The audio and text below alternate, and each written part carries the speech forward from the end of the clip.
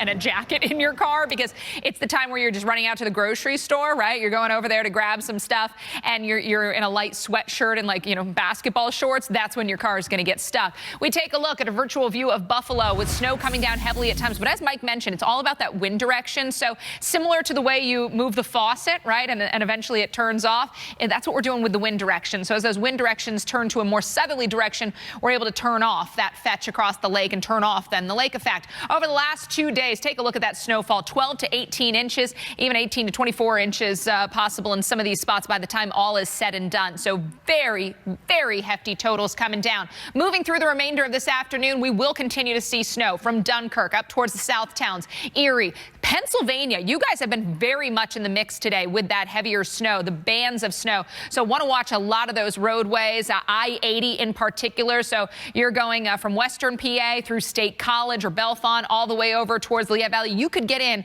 on some dangerous road conditions. I-80, one of those really, really tricky roadways. Overnight and into the day tomorrow, we'll continue to see snow showers around Buffalo. So I think Buffalo, you don't see things wrap up until later on Wednesday. Not as much still yet to come because those bands will be moving. I don't think we're going to be looking at, an additional foot of snow, but some 1 to 2+ inch totals here across parts of western New York, northwest PA. All right, let's take you to the cues. Winds gusting 43 miles an hour right now with snow. It's heavy snow over towards Rome. So you travel that I-90 stretch and you could get in on some blinding snowfall. Binghamton, you've got sunshine. Ithaca, you've got snow. So again, travel today is going to be a story of some sun and some heavy snow. And sometimes it's within a few miles or a few minutes that you see things really change. Off of Lake Ontario, we've seen some really hefty totals, already 23 inches in Constableville. Inlet has picked up a foot of snow. And now that northwesterly wind direction beginning to really shift the attention to Syracuse. So earlier today,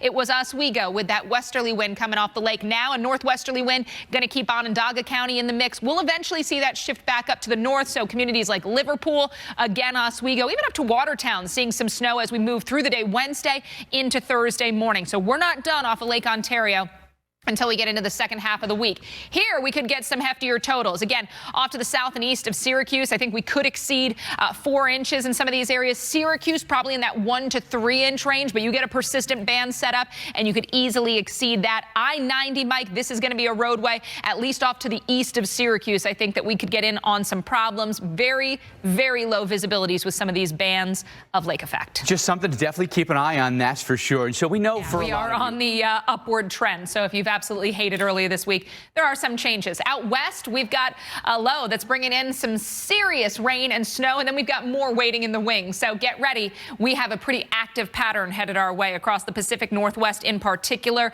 Plenty of rain. Could be measuring rain in, 5, 6, 7 inches. Some spots, it would not be out of the question to see double digit. And then the snowfall, how about feet for parts of the Cascades? We've got those systems lined up across the Pacific, again, ushering in that Pacific moisture. So another atmospheric river event is going to keep things soggy and stormy across the Pacific Northwest. As that moisture gets steered in, you can see really focused into western Washington and Oregon.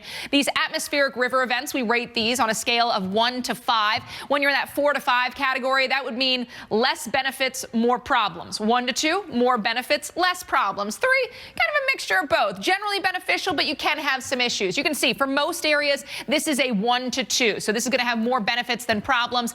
Central northwest parts of Oregon, or west central northwest Oregon, that's where we could at least see some issues. Flash flooding would be something you'd watch for, landslides as well. 5 to 8 inches, what we're going to see there off to the west of Eugene, up towards places like Cannon Beach. How about Portland? You're looking at 3 to 5 inch totals. Seattle, probably 1 to 2 inches. Crescent City down there along the state line between California and Oregon could also be looking at 5 to 8 inch totals. Then there's the snow side of the story. 2 to 3 feet possible here across the higher elevations of Oregon and Washington. Interior parts of the west, 1.5 to 2 feet of snow.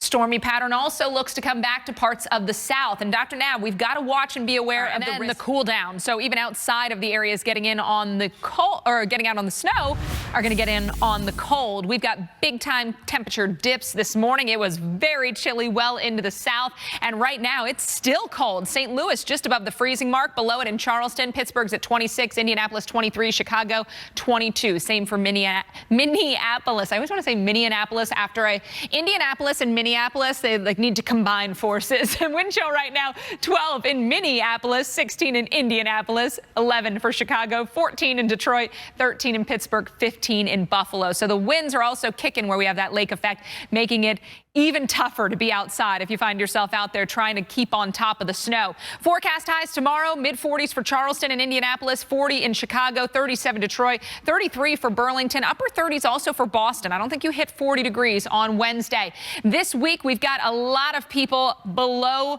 the 40-degree mark for highs. That would be today, especially up around the Great Lakes. So really, you can see this illustrates that cold air that's responsible for our lake effect. Tomorrow, Pacific Northwest begins to get back in play, and the west on Thursday will be the heart of the cold, whereas other areas farther to the east around the Great Lakes, they'll be moderating. Lows this morning, Mike, look at this, 31 in Nashville and in Little Rock. All right, Alex, thank you for that.